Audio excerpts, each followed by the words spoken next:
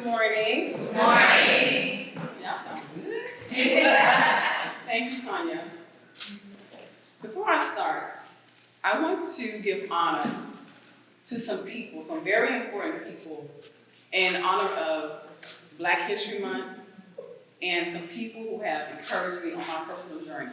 Can you all hear me real good? Yes. Okay. Like Maya Angelou. She created a beautiful poem that shaped the very essence of a woman. Phenomenal woman. Absolutely. That's me. And to my girl Beyonce, she convinced us that girls run the world. And Destiny's Child, that created the women's anthem, and one I can attest to. Survival. Because I am a survivor. And to a legend, Whitney Houston. She sang a sweet song that I believe signifies each and every one of us.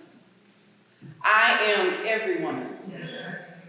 And to myself, Monique Rogers, because I decree and declare that I am a metamorphosis, which means that I have been made over authentically from the crown of my head to the soles of my feet. And to you, I want to give honor to you, because without you, this conference wouldn't be possible. So give yourselves a round of applause.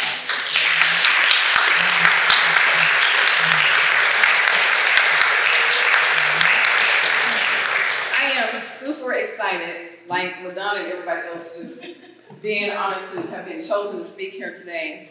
And what I want to talk about today is what it means to be independently married. Doesn't really kind of make sense, but in other words, what I want to talk about is how I developed my independence in my marriage. And I want to be very transparent. I'm taking off the mask. I'm like to get y'all all in my business. But it was a long and trying journey. I've been married for 21 years. And it was difficult for me to identify who I was and be happily married at the same time. And the reason for that was because of the things that I had gone through in my life. My upbringing was very unstable.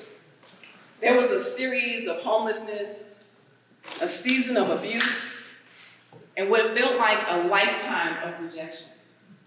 Y'all listen, I had to channel the cleanup woman on the inside of me to get myself all the way together before I lost it all.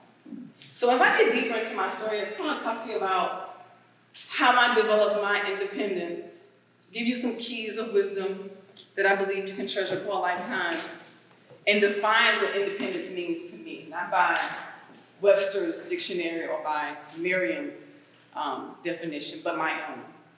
And then kind of talk about how do you maintain your confidence and your independence to be able to do it all with style and with grace. How's that sound? Sounds good. Independence from my perspective, is being able to master your own personal journey while properly managing your lifestyle, adjusting it continually to ensure balance, order, and peaceful living. Okay. Now, I'll admit, I was totally codependent upon my husband. And the reason why I was is because of the things that I had gone through.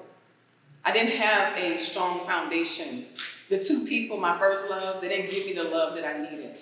I didn't know who I was. And the decisions that I made out of that brokenness hurt not only myself, but a lot of people I was connected to. So going into my marriage, I was afraid to make decisions. I referred to my husband to make every decision about our household, about our finances, just about everything. And it caused a lot of friction, a lot of arguments, because it wasn't fair to him. Yes, he was the head. Yes, he's the leader of the household. But I also had a part to play too as the wife. And I was sick and tired of being sick and tired. And I wanted and I desired to be free. As LaDonna said earlier, independence is freedom. And I thought to myself, why not be free? there was so much freedom to be had. Freedom had rung several times. And I remember it calling out to me from my ancestors. Freedom is here, Dr. Martin Luther King. Freedom is here. Then my Heavenly Father himself. First, he called my name. He said, Monique, not only are you fearfully and wonderfully made, your freedom is here.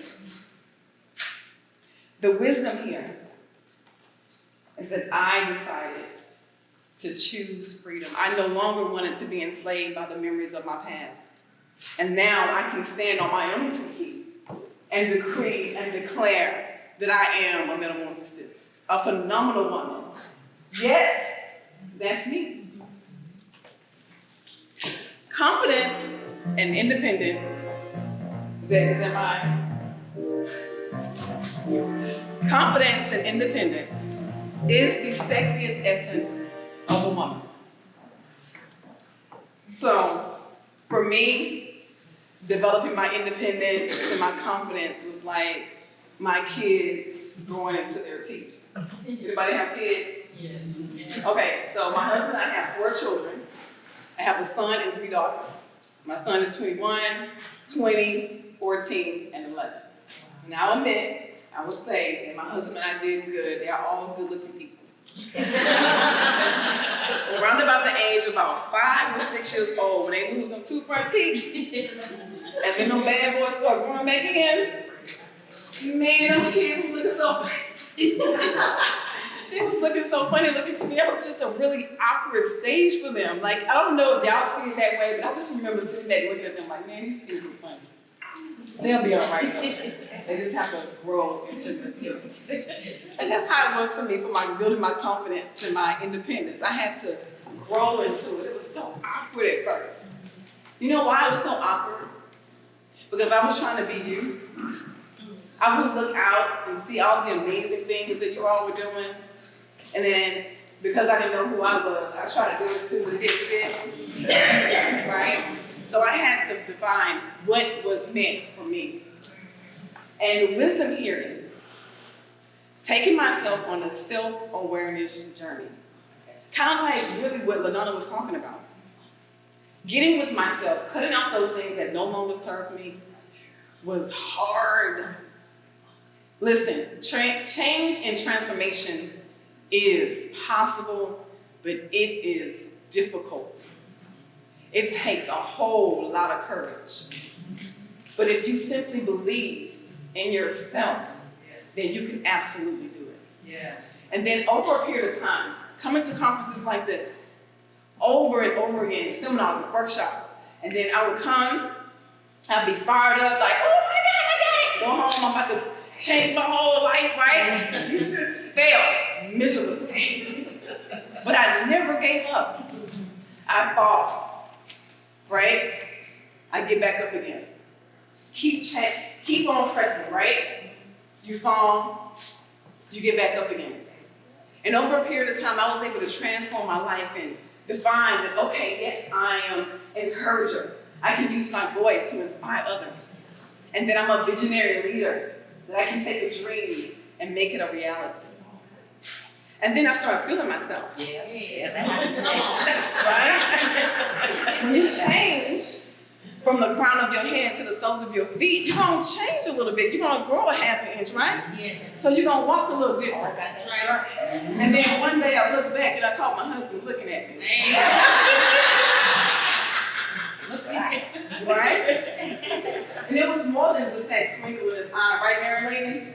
Yes. At that very moment, it was him witnessing change happening right before his eyes. And over time, me developing myself, messing up, getting back up, messing up, getting back up, it changed the dynamics of my household. Yes. What began to happen was his independent state of mind married my independent state of mind. Yeah? Yeah. I walked. Yes.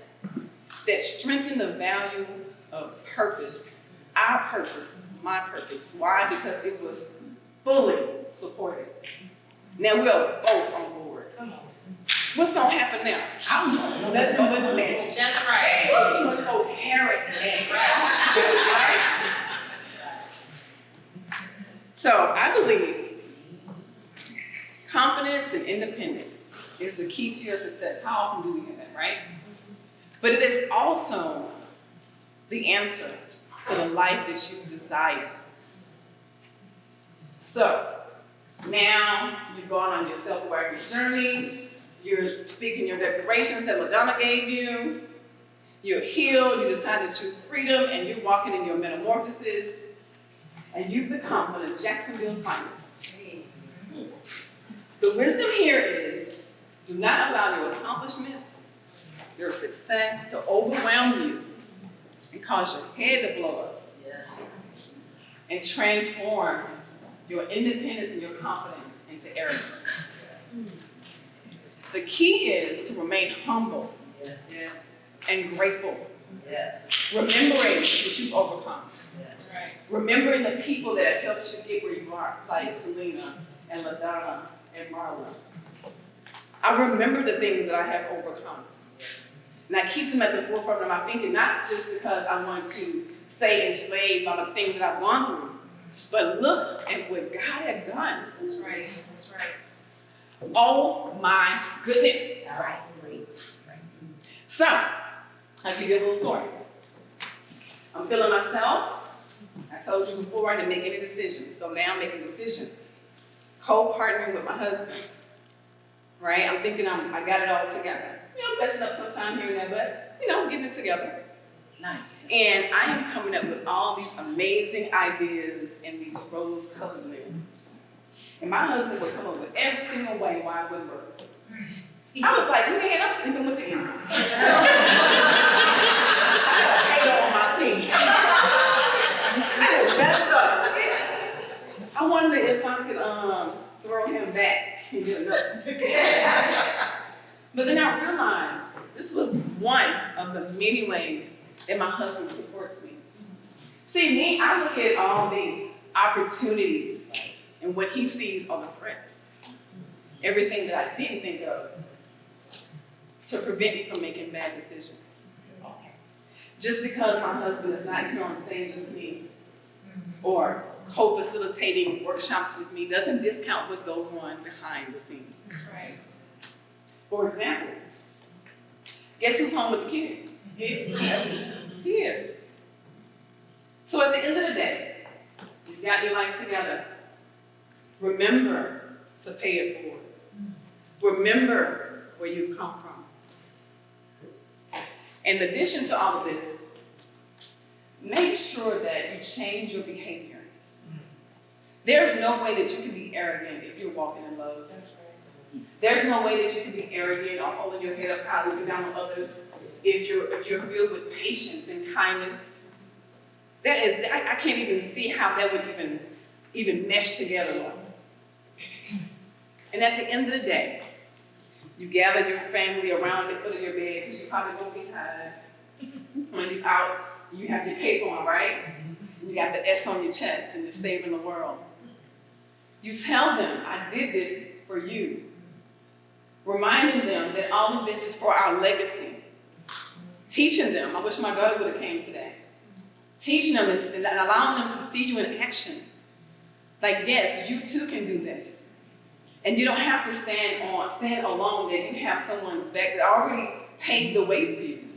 All you have to do is pick it up, carry the torch, and make it happen.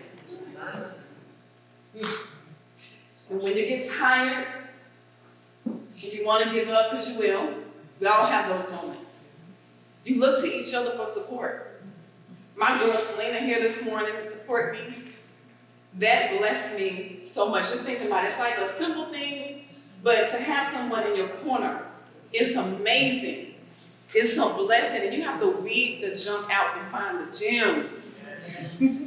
Celebrating those that celebrate you. Still love those. Still loving on those that don't. Right? Even if you have to do it from a distance. We're not saying that. She's like, yes, from a distance. And remembering those people, like I said, that have gone before you, like Maya Angelou, who created that poem, I Am a Phenomenal Woman. And if you are a phenomenal woman, let me hear you say, yes, that's me. Yes, that's me. And like Beyonce said, honey, girls rule the world. And what she say? Who run this mother? Girls. Who run this mother? Girls.